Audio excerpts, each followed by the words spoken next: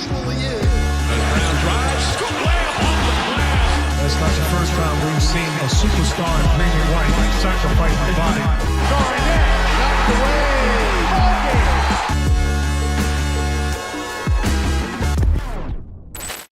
The Boston Celtics with a big win, unlike me who hit the wrong button first. So you got a nice quick look of our smiling faces before I hit the intro. I'm here with Jake Eisenberg. Jake, how you doing? Mate, doing good. Want to know? NBA's back. Life's good. Let's do it. And we have a special guest, one of our favorites, the man with the best headlines in basketball, Dan Greenberg, a.k.a. Greenie from Barstool Sports, who is reporting live from, I think, a jail cell, if his camera's anything to go by. But what's up, Greenie? How you doing? Like Jesse said, or Jake said, same thing. 1-0, feeling great. Hard to be better than undefeated. Yeah, never in doubt, baby. So let's jump into some big takeaways on that game. I think we were cruising. Jake and I live streamed it last night. Like that third quarter, Knicks go on a run. We come right back. It's about 10 points going to the fourth quarter, and then the pants pooping proceeded to happen. Classic Celtics pants pooping. Yep. So how are you feeling overall after that game? Because they did, come back and they found it somewhere and won. Mm-hmm. I feel like dirty about it. You know what I mean? Like I'm happy that they won, but they're going to need to play a whole lot better, right? Like obviously you have the caveats of first game, everyone's getting acclimated. That's fine. But some of the things that crept up were not from the new guys, right? It was from the same old habits that we have been seeing dating back to the bubble, right? So they can't blame Marcus Smart for it. You can't blame Grant Williams for it. You can't blame, so that's the part that, you're concerned about, but you're also not trying to make a mountain out of a molehill because they did show the resiliency. They did come back and finish the deal, but you feel like you're happy, but you're also kind of, not unhappy, but you're frustrated that already game one, we're still seeing a lot of the same problem areas creep up. Man, old habits die hard. The ISO ball in that third quarter into that fourth quarter, and it was everybody. Derek was doing it. Jason, Jalen was doing it. True. Everybody was doing it. Yeah. For some reason, we were like, well, let's just turn the difficulty up on this game because they're just putting Porzingis in every pick and roll, pick and pop is working too well. So let's go away from it for a while until we're down 6 with 2 minutes to go. And now we'll start going back to it. And lo and behold, it started working again. I think I needed this result because I was maybe flying a little too high. Up 10 with whatever it was, 9 minutes to go. We're on the live stream. I know. No, and I was like, Spoonie, this is usually exactly when I call the bookie in Australia and I put $10 on FanDuel. Call FanDuel. Sorry. Yeah, call FanDuel. I have to go through a very an VPN international dial-up system to get to FanDuel from here, but I do get there, and this is usually when I bet on the Celtics up 10 with somewhere between 6 and 9 minutes to go, and I said I'm not going to do it. This is New Year, and until they prove otherwise, and literally from that moment they just pissed that 10-point lead away in a matter of moments. It felt like I think it was 47 seconds or something. It was under a minute or something crazy. It was insane. Yeah, that's something we're really good at, is just getting rid of all those good feelings as quickly as possible. So I personally needed that to just bring me back down and be like, this might take some time to get us to the level that I think that we can get to. Yeah. Go ahead. I think what's interesting about that point is I think we all want to be like, look at how Porzingis closed the game. They're over their struggles. Well, part of what led into those struggles was the exact same type of collapse like we saw to open the fourth quarter. And if you look at who was the driving factor of those, you had Jalen's crazy CTE level basketball. Oh, man. You had Tatum dribbling into a double team and losing the ball with about 3 minutes left, what have you. So it's they're your best players. And that's why I think it's important to understand that whatever pieces you change around them, until they are able to execute not flawlessly, but have, prevent those mental lapses, the ancillary pieces aren't really going to matter, right? Like it didn't really matter who was around them because Tatum and the bench unit came in to start that fourth quarter, boom, immediate 13-2 run. Well, it's like, what are we doing here? I thought things are going to be different and grow. And the only difference I think is now we saw when people doubled Tatum in those final, 2 minutes, now it's Porzingis shooting. Like that's a noticeable difference. But we saw no difference in terms of what got them in that situation in the first place. Yeah, and I mean, look, I think there's plenty of negatives to take away from that game, and I think when we talk a little bit in more detail about Jaylen, we'll get to a few of those. But I think the bright side, if you're looking at this game, is that Celtics shot 30.8% from three. The Knicks shot 44%, and it was like 50% before the final 2.5 minutes, and then they missed, I think, 4 in a row to end the game. 2 of them being those heaves when the game was already over. Lost the turnover battle 13-9. And the Knicks had, I think it was 72 offensive rebounds. I mean, it might be a little high, but it felt like that's in the first half. Yeah, Jake. I mean, am I too flowery here? I mean, is there positives to take away from this? No, one? I think it's hard to win in the NBA. The Knicks are a good team. They were the 5th seed last year. They're, I think, going to push for home court again this year.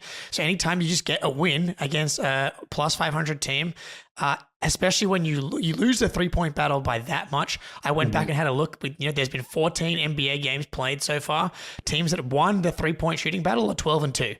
The 2 teams that won were the Orlando Magic and the Boston Celtics. And I mean, Joe Mazzulla is not an idiot, right? That's why he wants to make fun of him for it. But it's like in 2023, you have to at least match your opposition in both volume and in makes. That's just the league.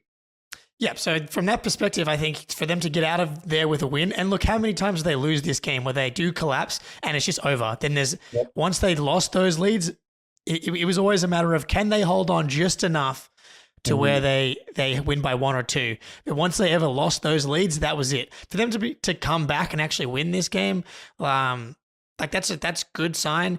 And yeah, I think my main takeaway is that in the clutch, my main thing was always like you have to involve KP because that's going to be the easiest way to get good shots. He's not always going to hit these 27-footers to save the day, but he certainly hit 2 big ones in the last 5 minutes yesterday. But I do think that even watching the Bucks in preseason, and it's just an adjustment having a guy like that where it just needs to be the go-to pretty much every action down, especially in the clutch. Doesn't matter who has the ball. The first action should be a Tatum pick and roll, pick and pop with KP or Derek or Drew or Jaylen. All of them can run. All of them successfully ran actions, including Peyton Pritchard with Porzingis in that pick and roll, pick and pop area. And that's really how the defense was being collapsed. And for some reason, they just zero pass ISO from the wing, from the top of the key. They cannot help themselves. And as soon as they went back to it, everything just gets a little bit easier. Now, let me ask you both. Did it, I don't know if concern is the right word, but did you find it surprising that they go cold from 3, the lead starts to dwindle, they're making this comeback? We heard so much about a diversified offense down the stretch. Now you have a post presence in Porzingis. You can just be less predictable. He didn't have 1 post up last night. Like they didn't have yes, I feel like they had the 2-man game, the pick and pop, with Porzingis, which was, different from holding the ball for 20 seconds and then ISOing, but there was still no real diversification in their shot profile. It was still, generating threes, which is fine. But I did find it interesting that down the stretch of a game, we finally have tools to just see what a diversified offense looked like.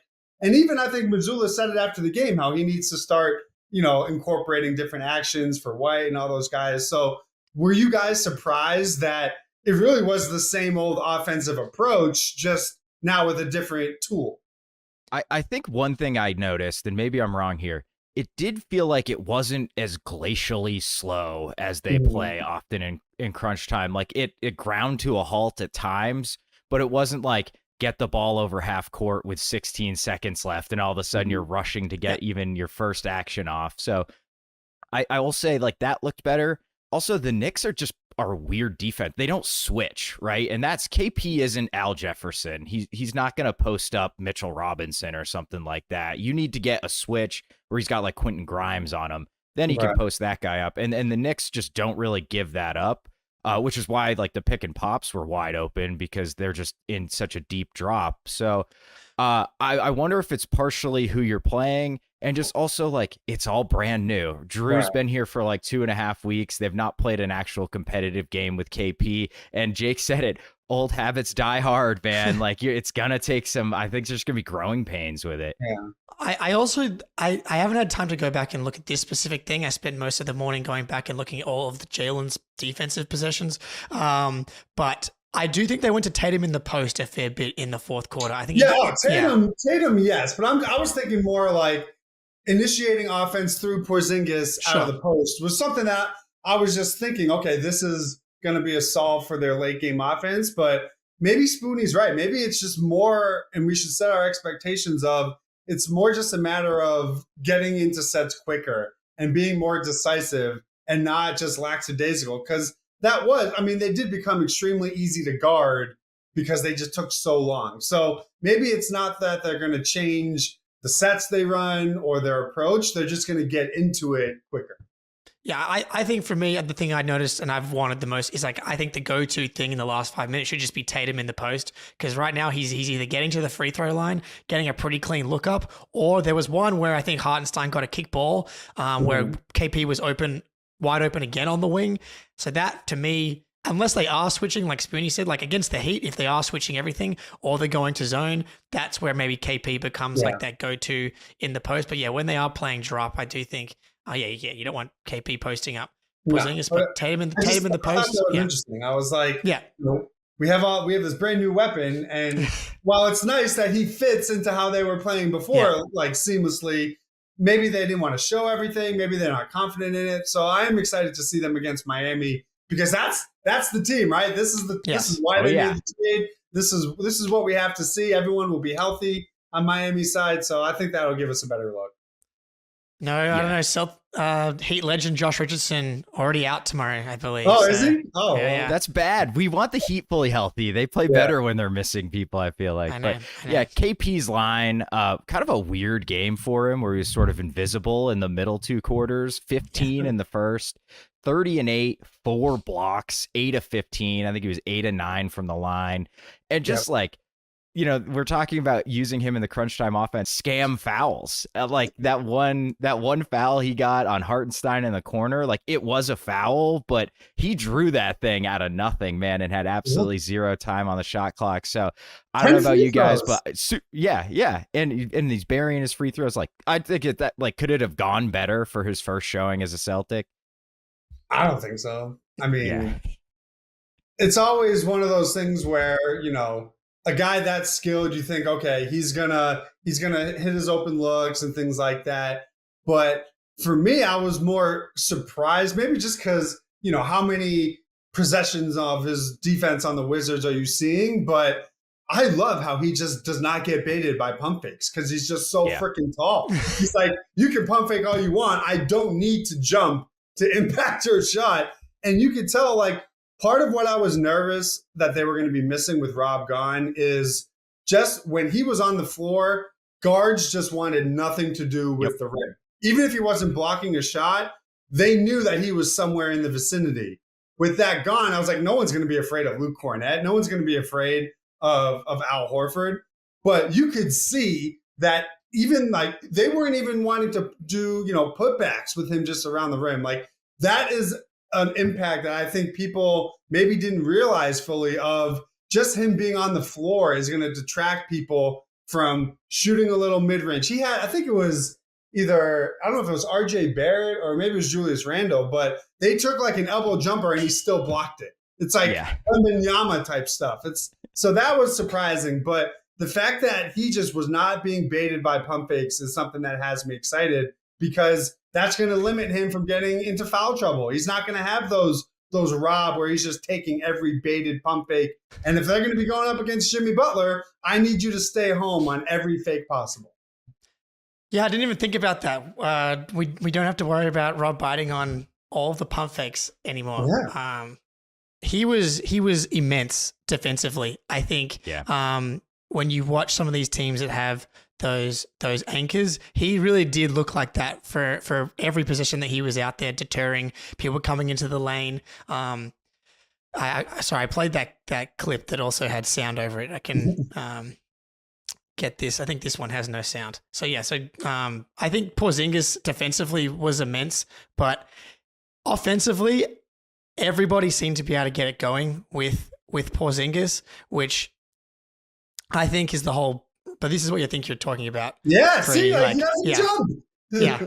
He doesn't need to. Like he's that big, and like everybody getting in on the action, whether it's Pritchard, poor Drew Holiday, and this play I loved as well. Like Randall thinks that Porzingis is nowhere near being able to block this, and he gets there. Transition blocks. Yeah.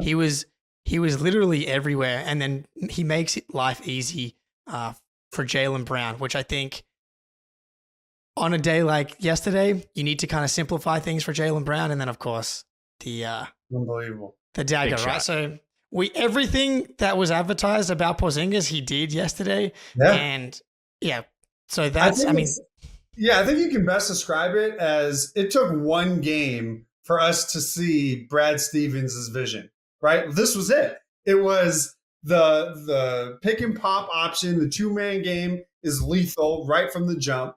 Right? He gives you rim protection. He's good in space. He has to, the defense has to respect him, which opens up driving lanes for everybody else.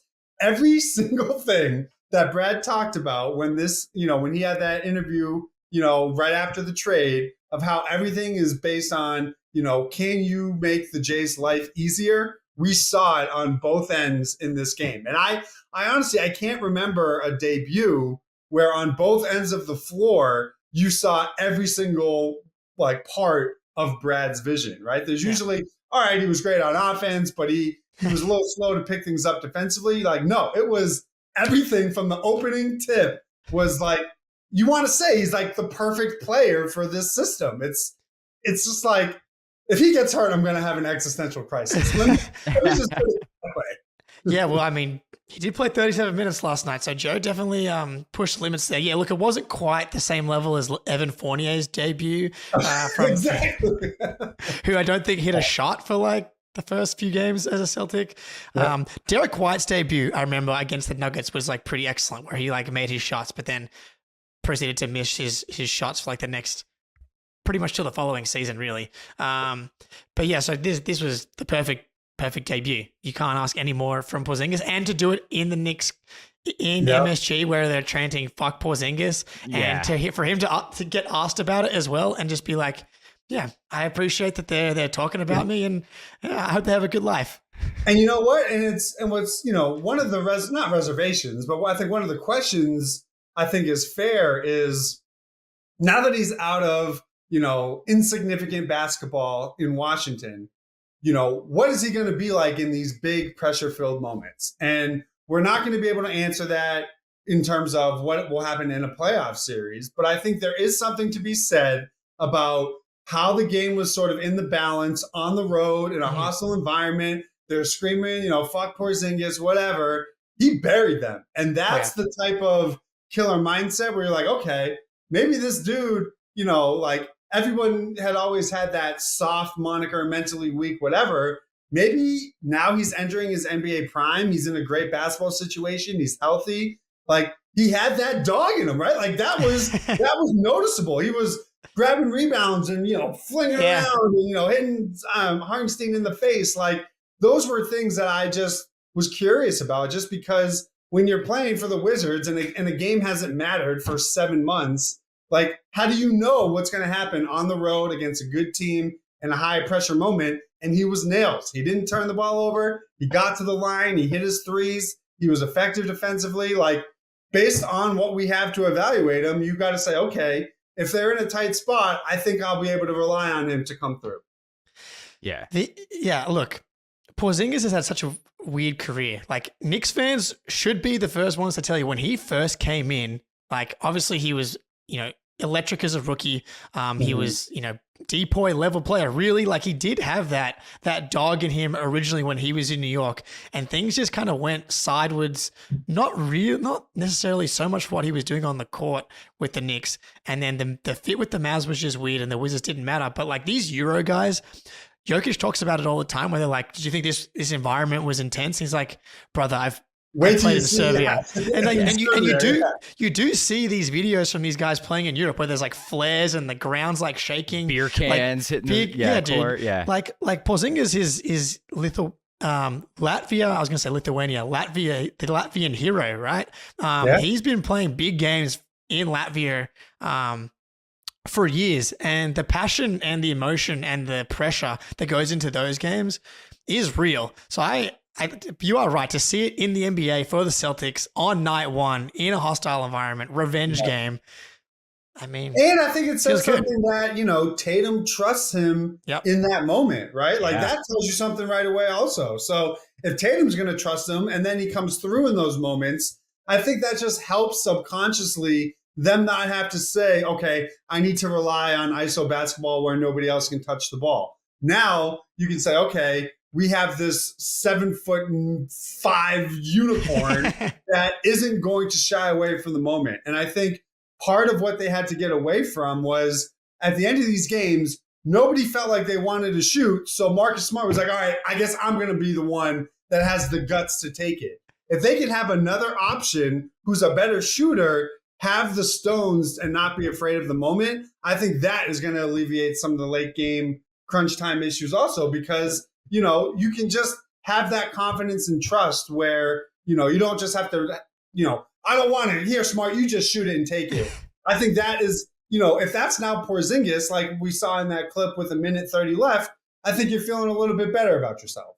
Yeah, and I think offensively seeing it work is really, like, it's great. But I was more concerned defensively, especially like Brunson's the exact type of dude that like can murder drop coverage. Like he gets into like 15 feet and he just buries those pull-ups. But Porzingis is so enormous that like he can't even get that shot off, allows the guard lock and trailing to come back, bother Brunson. Sometimes he doesn't get a shot off. So like everything looked great with KP. We've gone too far though. Jayson Tatum, he had 34, 10, and 4. He was 8 of 9 at the rim going against Hartenstein and Mitchell Robinson. And for as great as KP was, like I think Tatum was the best player on the court. Oh, without a doubt. And I think it's just like we've become desensitized to it, right? Like to me, this was just like, this is just what Tatum does. Like he's 34 and 11 on good splits.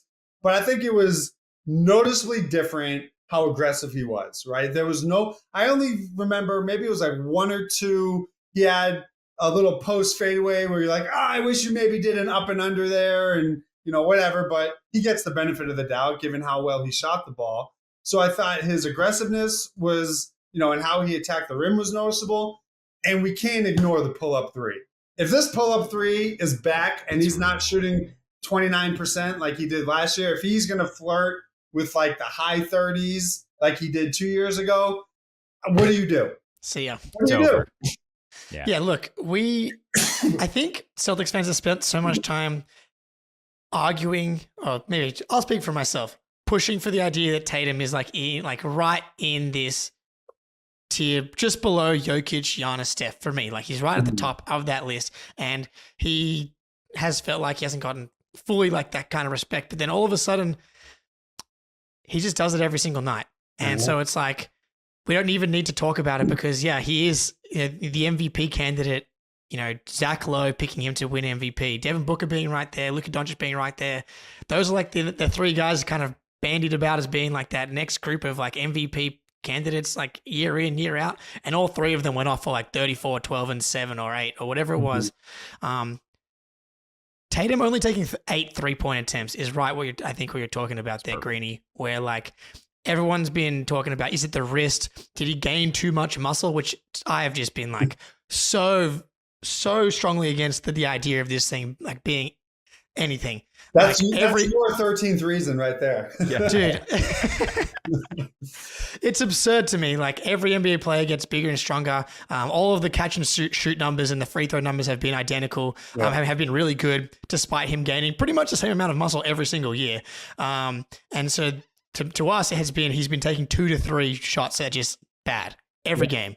And if he takes those out, he shot 37.5% from 3 yesterday, obviously one game. But if he goes 3 for 8 every single game, that's perfect. But it's important. Like it's not only 3 for 8 on just catch and shoots. It's pull up off the dribble. It's the sidestep 3. Like the one in the corner. As soon as he does that, it's like the right-handed between the legs dribble into his jumper from the left side wing. When that goes in, that's when you know, like, all right, this is like Tatum 50 ball territory. As soon as I see him make that shot, that's like his heat check barometer. He usually shoots it pretty early, and like that's like his, all right, if this is going, like, watch out. But I loved how when he had that smaller defender on him, it was right to the rim. It was everything that we're hearing Sam Cassell drill into his brain. This might be the year that we finally get consistent bully ball with a respectable pull-up 3. Yes, I think that's the biggest difference is that on the nights where, because the 3's not going to go in every night, it's just understanding that he has other weapons and like weaponizing that bully ball, that post game is that is going to completely cut all of those stinkers in half easily. Because once he gets going inside, I feel like that is when, like the first half of the Game 7 against Philly, he took 3 3-pointers. Mm-hmm. And it's because he was going inside out. I find that sometimes if the 3 is not going, or he works his way from the post out to the 3-point line, he just is a much better rhythm. And so to diversify that game, I think that's what I like to see. Yeah. Yeah, and just the finishing over and around length, man, it's just I was spandy. going to ask you, I need you, again, gut check me, but it felt like on his drives last night, it's not like he was driving and then avoiding contact at the rim, right? Like there have been years where he's averaged 10, 12 drives a game, but once he got around length and around contact, he tried to, spin it or just not finish strong. Last night, I felt like it was driving with a purpose from liftoff through the completion of the shot. And I think that's a noticeable difference. And that is a benefit of the muscle that he's putting on. Yeah, and I felt like he did a lot better job. You remember IT used to just like throw himself at the shot blocker and like bounce off and get space. Like Tatum did that. Like it doesn't look as ridiculous because he's not 5'7", but he did that where he like really got into Mitchell Robinson and then just kind of laid it off the glass. It sort of like paralyzed him a little bit. So I think like that's just an incredibly encouraging game and a good test. Because Mitchell Robinson's an elite shot blocker. He's a great rim protector. So the fact he's finishing over him, I think is just, I'll say it 1,000 times, very encouraging, out of words. But I want to talk about Jrue Holiday. But gentlemen, I'm teasing us. Before we do, a word from our sponsor. Snap into action this NFL season with FanDuel, America's #1 sportsbook. Right now, new customers get $200 in bonus bets guaranteed when you place a $5 bet. That's $200 in bonus bets, win or lose. If you've been thinking about joining FanDuel, there's no better time to get in on the action. The app is so easy to use. There's a wide range of betting options, including spreads, player props, over-unders, and more. So visit FanDuel.com/Boston and kick off the NFL season. FanDuel, official partner of the NFL. Got a bet for us, Jakey? Boston Celtics, home opener against the Miami Heat, favored by 7.5. That's higher than I thought it was going to be when I just checked just now. But why not? $5, you get $200 back anyway. So love it. All right, Jrue Holiday. I feel like he took LeBron's advice to Kevin Love, literally fit in, don't fit out. And so what was just Greenie, open-ended. What were your first impressions of Jrue? He fit, right? I think he, I'm going to get killed for saying it, but like it was about as Marcus Smart of a performance as I think we've ever seen, right? Boo. From the shooting, which was, not great. But that's good. Who gives a shit from that? 4 of 10, 1 for 5. What I really am impressed with, and I always remember this used to happen whenever he was on the Bucks, is he has this knack for even if he gets beat, I feel like he's always finding a way to poke the ball out on every drive. Like for me, it's like he knows when and how low you're going to bring the ball and always finds a way to get a hand on it. So I thought was impactful. His defense on Randall was, awesome.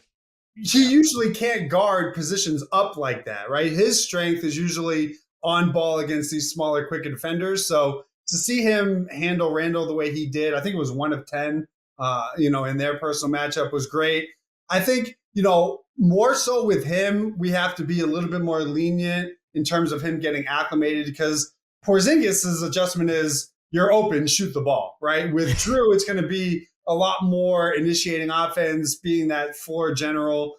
Down the stretch, he didn't even really touch the ball in terms of orchestrating. And I think that's all fine. I just, I wasn't blown away with it. It was more of the type of debut that I expect. Like this is the impact that I think you're going to see from Drew. There are going to be nights where he's going to go off offensively and be efficient. But more often than not, all I think he has to do is defend, hit his open threes, and just move the ball. If he does that, then he's going to be a perfect fit. Yeah, it is crazy that what we need from Drew now is to be another version of Derek White, is to be that glue guy, connective piece, attack, mismatches. That was the thing last night that was classic new guy, where I think that if he was on the Bucks, he had at least 2 matchups where he had a smaller guy or a guy his size in the post, where we all know that that's one of Drew Holiday's strengths, is that down in the post, he can put these guys under the basket and get these nice little turnarounds. I think twice specifically, he had the matchup, he took one bump and then tried to pass out of it when the help came, and he turned it over twice, where just get the shot up. That's always going to be the like you said. Yeah. I think with time, they'll be encouraged to, be aggressive. It's sort of like how they had to basically bully Derek White into being an aggressive offensive player. So I think that's the same sort of fit. It's like you don't want to mess up what's already going, but it'll take time for him to understand that for the Celtics to be at their best, he needs to be just as aggressive. And that doesn't mean he has to, take early shot clock threes or force things offensively. It just means that when he has a mismatch, don't feel like you can't take advantage of it. And then you get into the overpassing issues. Like Derek White, I think it was in the first quarter, had that wide open layup and he passed. Yes. It's like, you got to just remember, it's okay for you to score like that. You're not going to be benched because you're being an effective offensive player. Yes. Take the open layup, please, Derek. Yeah. That was, Speaking of Derek, Jake, got to throw to you first. He's your mistress, or you are the mistress. It goes back and forth. But which of these plays was your favorite Derek White play? Where he absolutely obliterated, I think, Julius Randle or Mitchell Robinson's shot, or when he sprinted back on defense and poked it loose from Jalen Brunson, who had a breakaway layup? Or was it when he put Isaiah Hartenstein in the Kevin McHale torture chamber, got him with the up and under, and then he got fouled. And he got fouled. Dude, 12, 6, 2, 2, 1. It was literally the perfect Derek White game. I guess he did get into foul trouble early. He got those 3 fouls. He didn't commit another foul for the rest of the game. That kind of threw off the rotation, but he was perfect. There was a reason I did the Pilates before the Knicks game in order to prepare the gluteus maximuses for the mistress. He was beautiful. The skull, the glorious bald head. That's a good looking man out there. It's fresh. To me, I think it has to be the full court sprint. I mean, that's a tone setter where you could have given up on the play, but when somebody makes a play like that, that's the infectious. Like you get jazzed up over a help side block like that Randall play, but it's the winning play, the hustle play like that, the tap from behind is that. I mean, that makes you feel things that it's like 6 to midnight before you even know it.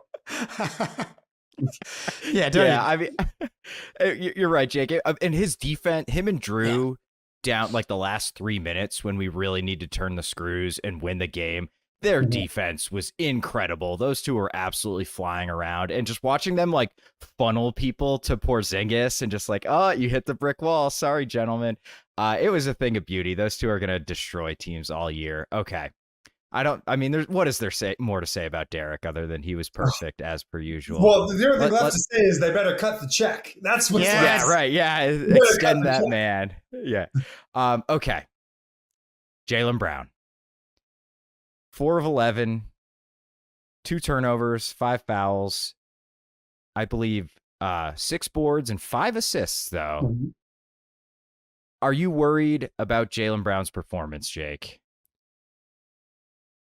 Oh, that's a loaded question. I thought you were going to ask Greenie first, and I was like, okay, no, Greenie, go ahead. No. It's all right. Jaylen was kind of like the only one that I have concerns about going into the season, just because I think that the way that this team is set up, like his strengths, like are not.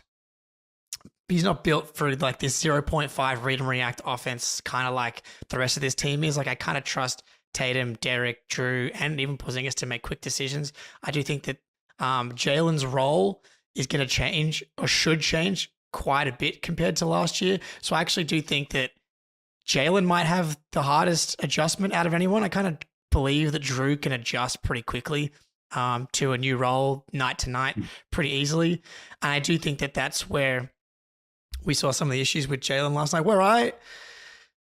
Jaylen did not play as bad as some people would have you believe. Like, absolutely no question. I thought he played pretty good defense for the most part. I went back and watched most of it. The problem is like this overhelping thing that I think he has a habit of right now. He has a big overhelp problem. And so I've got a few of them here. This is obviously the worst one in the corner, the 4-point play. And also this is why he's not used to whatever the system is, because he had a couple like miscommunications on switches, ones with Brunson's that he missed and that one there. And he just found himself in no man's land a few times. I do think that it can be cleaned up. Like you watch this on film and it's like, Jaylen, you've got to stop doing this, because this is just shades of the game 4 against Philly. Now, I just want to say, off the back of those videos, he was not the only culprit of overhelping.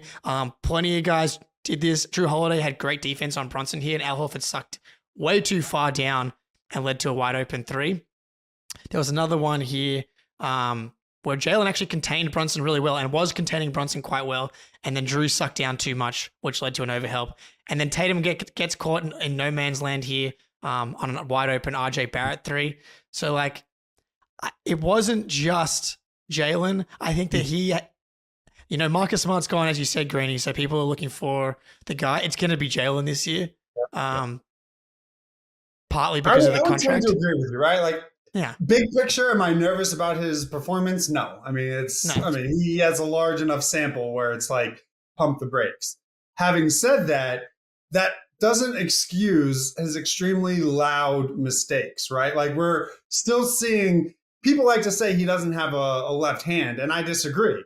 He doesn't have a left hand problem. He has a decision-making problem, which is arguably worse, right? Like that's not a good thing. I'm just saying like, it's concerning when you're in a late, close fourth quarter game, he's still making these bad decisions, right? Like the turnover where he tried to find Holiday. I don't know if you have a clip of that one. I did, yeah. He tried to pass it through the entire defense. It's like, that's a good intention pass, but it's a terrible decision and terrible execution in the moment, right? His overhelping in these final late fourth quarter games, like happened in Philly, like what happened last night, those are not like, it's not nothing. You can't just totally ignore it. But I do think that people overall are saying, they're blowing it way out of proportion in terms of, he was a disaster. I mean, he led the team in assists. And if Pritchard and Hauser made their open looks, he probably has 7 or 8 assists, right? What are we talking now if he finishes a game with 8 assists and, 1 or 2 turnovers? The issue is none of the early stuff matters if late he still can't be trusted to execute at a high level. That's the part where you're like, okay, this has to be, I don't know what the solve is, if it's film session, if it's him just, not playing brain dead. But, that's the part where I look at it like, if they're in a playoff series and these are the mistakes that are happening from their top 2 guys, they're going to have the same frustrating results no matter who else is around them, because you need him on the floor. But I don't think it's like, oh my God, panic time, like he's not going to be able to fit in this role, blah, blah, blah. It's more, I just need him to be making better decisions at the end of these games. It's as simple as that. He looked a little timid offensively to me too. Like I felt like a few times he had an open corner 3 that he just like didn't rise up and fire.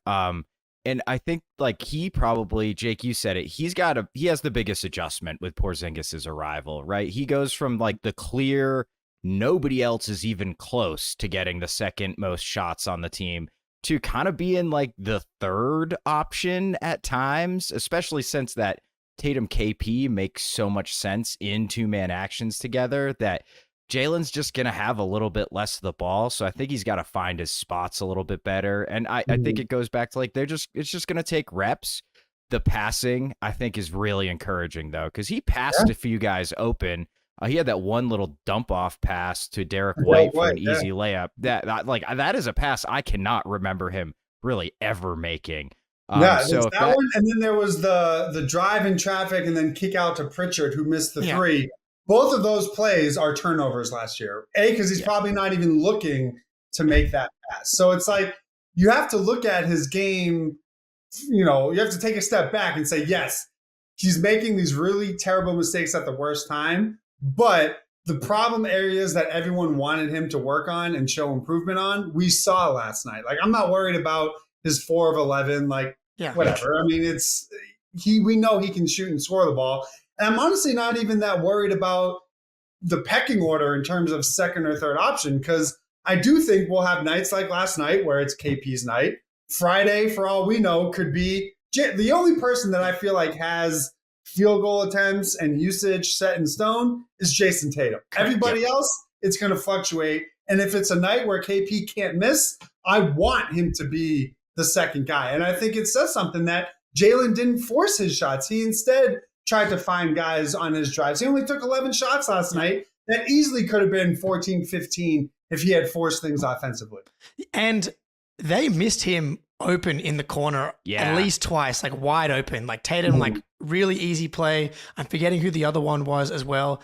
I think it was Derek, because on the stream we were like, I can't believe Derek missed him on that. And I think they should be looking for Jalen, because I've been saying that if he is able to fully embrace, fully find himself in this role that they've set up for him, he could have like his most efficient season as a Celtic. Like the way that Tatum and KP can help manipulate defenses, Jalen should be catching the ball with the defense already compromised over and over and over again. That's where Jalen should be finding the ball. And like last night in particular, like he hits 2 of those wide open corner threes. All of a sudden he has like 16, 6 and 5, right? And like maybe one more assist. Like we're so close from that being like just being a normal good Jalen game and then winning by double digits.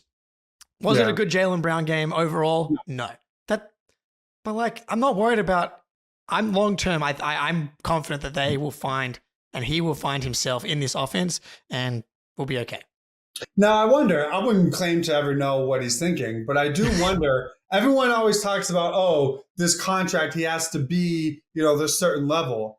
I almost wonder if him getting this Supermax almost makes him more comfortable taking that step back in a game like last night, right? Like he's already got his money. So as long as you're winning and he's on the court when it matters, like I think the first instinct is to think he's the star player. He's always been a number 2. He's going to have a problem with it. Well, maybe because he already got paid, he's now at the point where, I think Tatum said it after the game, the pain of losing, like they know what has to happen for them to get over the hump. Everyone is going to have to sacrifice. I think it's entirely possible that him getting this Supermax deal allows him to be comfortable in that second, third, fourth role on night, whatever the game dictates, as opposed to if he was still trying to get that Supermax, that's then more of an issue. But, we won't have to deal with that. Yeah, 300 million makes going from 18 shots to 14 shots a game feel a lot better than okay, Jalen, I think I'm with you guys. Like, I'm not worried long term. He'll figure it out. Kind of a weird game. And yeah, Jake, you said it. He makes 1 or 2 more shots. All of a sudden, it's like, well, this is a pretty all around dominant game from Jalen. So, and if he just didn't have, if he just like, just didn't have turnovers, that disaster 30-second stretch, right? Like, it is crazy. If he had finished with 5 assists and no turnovers and they still won, I think everyone feels a lot better. But the fact that he has, the turnovers and then the inbounds one, and then he fouls a 3-point shooter, it's like it's like I said, he just has these loud mistakes that come literally at the worst possible time. Yeah. Yeah, totally agree. Speaking of the worst possible, the bench. So I think Al, we're all comfortable with. We know Al's going to be great. He always does it. Like, there's no concern there. The triumvirate of PP, Hauser, Cornette combined for 4 points. All 4 were Pritchard. They were 4 very important points. He hit that one pull up in the lane that was like kind of stopped a Knicks run. And he hit those 2 big free throws to basically win the game, which was awesome. Otherwise, I actually thought PP was totally fine. He just missed his open shots. And I sort of feel the same way with Hauser. Cornette concerned me. Yeah, but the Cornette Al minutes, I was not a big fan of. But where are you guys at with the bench? You go, Greenie. All right. I mean, again, first game, blah, blah, all those disclaimers. Fine. We all understand that.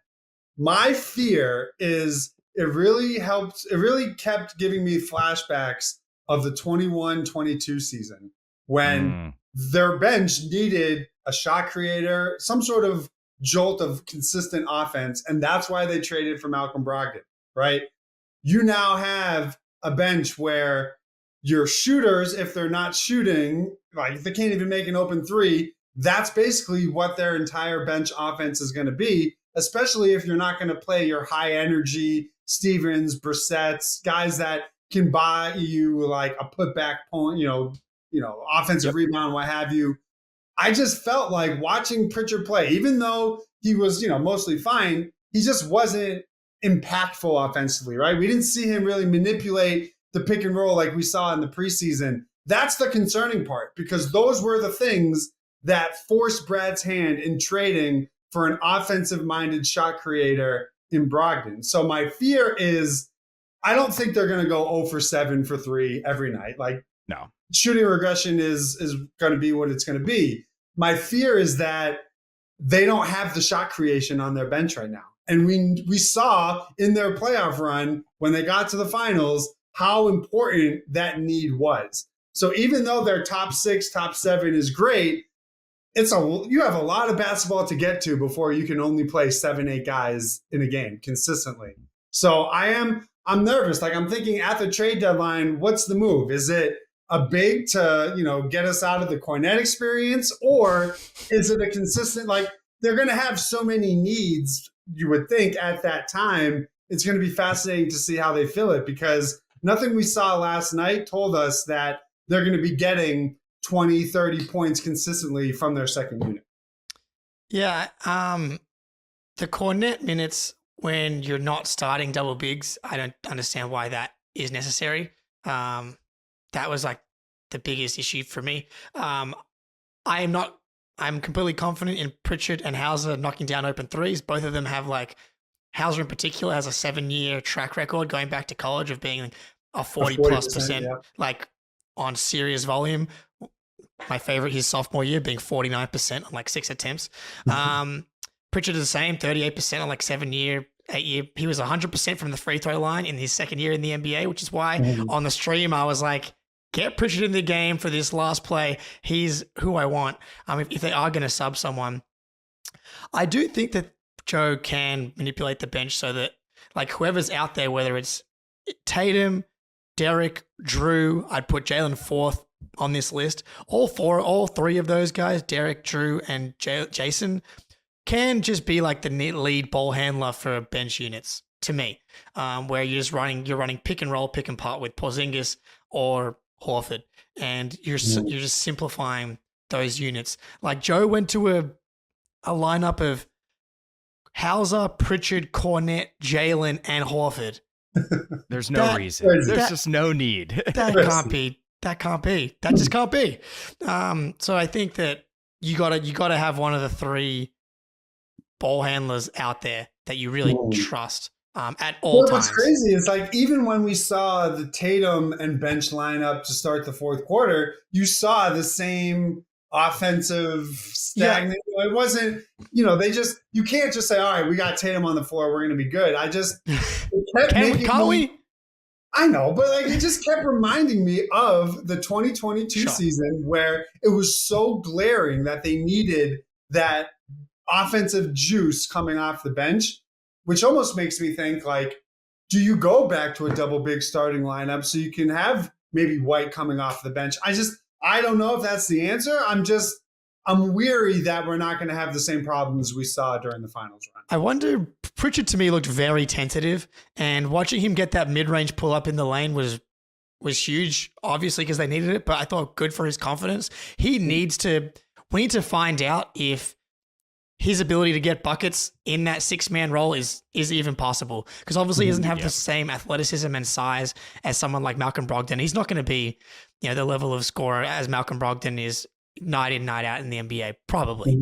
But he has to be assertive. He has to come in and trust himself to take these pull up. And obviously he missed a couple last night. Maybe we feel a little bit different. Like he goes 1 for 4. And if he just makes one more of those shots, you're like, okay, he probably has that. But I think he's got to let him. We got to see. It's wait and see for me. But it was a drastic difference in his aggressiveness compared to his. And I know the talent and the energy is whatever different in the regular season. But just from an approach standpoint, it just felt like it was his early years where they would pass him the ball, he would make like one dribble, wouldn't get by someone, and immediately pass the back. Like there wasn't that assertiveness to bend the defense and manipulate it, make them rotate. He was so good at that during the preseason. I was really surprised to see him fall back into that hesitant, style. Yeah, well, right after he hit that mid-range jumper, he ran a pick and pop with KP, and he got KP a wide open mid-range look, and KP just missed it. And then I think Pritchard came right out after that. So I wonder if he was kind of finding it right there, and maybe Joe gives him a little shorter leash. But I don't know if you have to go double bigs. I think Joe's just got to sort out the rotation a little bit better. And Jake, you said you got to have White or Drew out there with that. Yeah, if you're going 3 bench guys.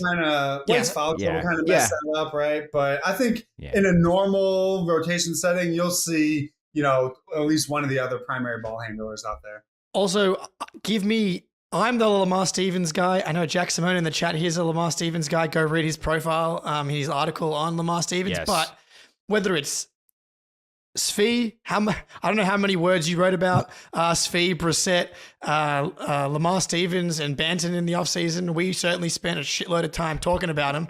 They saw 0 minutes yesterday. I would have gone to Stevens personally, but if Stevens, Brissett, Svi, instead of Cornette, there's no reason to run a double big lineup with Cornette out there. And I was just surprised, especially during their cold streaks where they couldn't buy a bucket. That's why you have these aggressive, high energy. Think of the impact Josh Hart made when he comes in the game, crashing the glass from the 3-point line. That's why you have Brissett. That's why you have Stevens. So for them to get DMP CDs was very surprising, given I think we all expected at least Brissett, the money they gave him in the offseason to at least have some sort of role, especially when nobody else on the bench is even really doing anything. Did you guys watch the Suns Warriors game at all? Akogi, he took one 3-pointer. Akogi, 1 3-pointer he took, and he had 4 offensive rebounds. He is Lamar Stevens. When I watched Lamar Stevens for the Cavs, they're the exact same type of player. They can't really shoot threes. They'll maybe take one. It may or may not go in, but they're going to go get 4 offensive rebounds, and it's going to be really annoying for the other team. Cornette, Joe, our New Zealand correspondent, dubbed him Cornette negative or Cornette positive, but Cornette negative yesterday was definitely out and about. Yeah, it's not fascinating. He's the smallest 7-footer I've ever seen in my life. It's unreal. I was just gonna say, you're getting battered on the glass with him out there anyway. So try Lamar Stevens. Why not? So, real quick before we jump in to that meeting they had a couple days ago, Mazzulla had a quote, and I think Eric Weiss in the chat's touching on this, and it goes back to the ball movement and just kind of figuring things out. Bobby Manning had it. Mazzulla wants to see the C's play with a more natural flow on offense rather than hesitating, try to nail the game plan perfectly, but he also thinks they can implement more actions for White, Holiday, and Brown to involve them. And I think that's pretty spot on from Joe. It's great to hear. We'll see if he implements it. I mean, we saw it in the first 30 games last year, and then it kind of went away. So what do you guys want? Who of those 3, who would you kind of try to get involved right off the rip against Miami? I don't know. I mean, they're all up. I mean, I want to say maybe Svi, to be honest. Like, okay, I'm interested in his on-ball creation. I think he has that good size, especially if Miami's going to go zone. I'm interested to see him, drive and kick. But if we're going between like a backup big stretch 4 kind of guy, probably Stevens. I'm just terrified. Brissett really scared me with his inability to get buckets during the preseason. To miss every that's his thing. That's his thing. He misses playoffs. Yeah. I knew he wasn't going to be a good 3-point shooter. Like, I came to terms with that. But he's making these beautiful moves to drive to the rim, and then he has a 10-cent finish. What he does. That terrifies me. That has like Aaron Nesmith vibes of like he's just going out of control and can't finish at the rim. But he's like, everything is great up until it comes time to make the shot. So I'm more confident, I think, with Stevens finishing at the rim. His 3-point shooting is just as much of a question. I like how like thick and strong he is. So if we're going in terms of like a backup 4, I'd probably give Stevens a run. If it's all the bench guys, I just want to see what Svi can bring because I'm intrigued by his skill set. Me too. And especially when the offense bogs down a little bit, that's definitely a guy that can come off those screens and then get downhill. That was also one thing from Hauser that we saw in the preseason that we didn't see. I think he took at least one 3-pointer because you want him just firing away. But at the same time, I think he took at least one. It was probably 2 where he was probably a little quick on the trigger where it wasn't really on. And he in the preseason, he had a couple of just like pump fakes, drive closeouts, and made really simple passes to players on the wing and kept the offense moving. Again, this can all kind of be directed back to first game, MSG, big game, tight game, and people not really following the game plan. Like I saw people freaking out about that exact comment that you read, Spoonie. It's like, what do you mean you're just going to let them do the same shit they've always done? It's like, there's going to be a delicate balance between like letting these guys figure out this read and react offense, because I think the highest level that they can get to is going to be understanding pass, screen, like cut. It's just go, go, go versus like Joe's seen them run 2 ISO possessions in a row. And the next time down the court, he like he's Nick Nurse on the court screaming at whoever has the ball to run something. Run whatever it may be, run the KP pick and roll, as opposed to going 2 more possessions of ISO before he fixes something. That's going to be a balance throughout the season. I honestly didn't think Joe was that bad last night. It's like a lot of the mistakes that I thought his timeout usage was great. Thank God we had 2 at the end because I know. That's a good point. But also, like, even on that run in the fourth quarter, it's like, oh my God, he waited too long. It's like, that run was literally 46 seconds. Dude, trust me. Right. As someone who almost bet on it was quick. Yeah. And even there was the play on the, I think it was I don't know if it was Pritchard. There was the jump ball where he was even running on the floor trying to call a timeout. So I think in that aspect, he was better. Obviously the rotations are what they are due to foul trouble, but it wasn't like, it seemed like they were decisive on their end of game closing lineups, all that stuff, which I think is an improvement. So we'll see. I mean, you can only prove us right? You can only show us that you are actually learning and adapting, or you're going to have the same issues that crept up last year. But through one game in a moment where they had to execute down the stretch and they needed Joe to, not make some of the mistakes we saw during the playoff run, I think is encouraging. Yeah, definitely. So real quick, I saw this reported today, but apparently it happened a week ago. Derek White was quoted saying there was a team meeting between the 6 starters, ostensibly to figure out who would come off the bench. And Derek said he voted for JT, which would be the best 6th man of all time. But what do you guys make of this, Jake? I think we're going a little over the top with how much sacrifice it is coming off the bench. For these guys But look, I also appreciate everybody taking it seriously and making sure that everybody's like on the same page and making sure that there's not like one person who feels a different way. Like, maybe it's good to much prefer them to go over the top than to get like 2 months down the line and someone to be pissed off with their role because often like an issue can pop up just that could have been avoided if you communicate about it and you talk it out. I do love Jayson saying that he was willing to come off the bench once. Yeah, I think we can be honest. The discussion was, okay, Derek, okay, Al, which one of you is going to come off the bench? It wasn't like they weren't fighting each other to be the sixth man, right? It was more, we respect you, Al. We probably, it was more of a let's go about this and come to a unified sort of plan, as opposed to, if we can show a unified front that limits the potential chirping of drama or not going to accept this role, blah, blah, blah. And I mean, listen, Al Horford has started, I think he's only come off the bench like 13 games as his entire career. So like, it's a big deal for him to take that bullet for the team. And I think Tatum even talked about that, how much that means and how much he respects him. But I do think it was a little bit pandering to be like, yeah, we all got together, we talked it out. Like, no, you guys basically said, all right, Derek or Al, which one is it going to be? And then they came to the conclusion. Yeah, but I like that they care. That's good, but it's ridiculous. And I like that Derek was joking about it too. Yeah, it's good. You know what I mean? Because if he just brought it up deadpan, people would be freaking out. So, but you know what? It wouldn't shock me if Derek's like, all right, I'll come off the bench, but my price just went up. Right? I'll come off the bench, but for, you got to kick in an extra, $5 million, or maybe if it was going to be, a player option, maybe now it's guaranteed, or a team option, now it's a player option, whatever. That I think you saw what Fred VanVleet just got, gentlemen. I'm just saying, exactly. Yeah, JT and JB, you guys got your $300 million contracts. You guys get to start, at least start paying for my Ubers or something. Right. All right.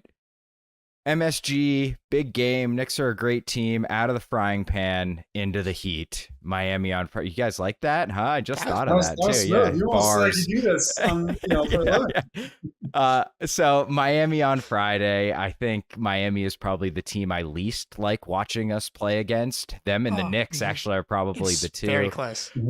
So Greenie, what do you most want to see against Miami? I want to see if they can not have collective CTE whenever they play the Miami Heat. It's like they forget how to play basketball, right?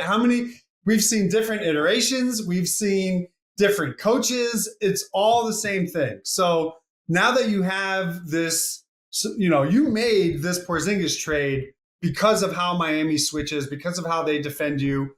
I want to see, how does it look?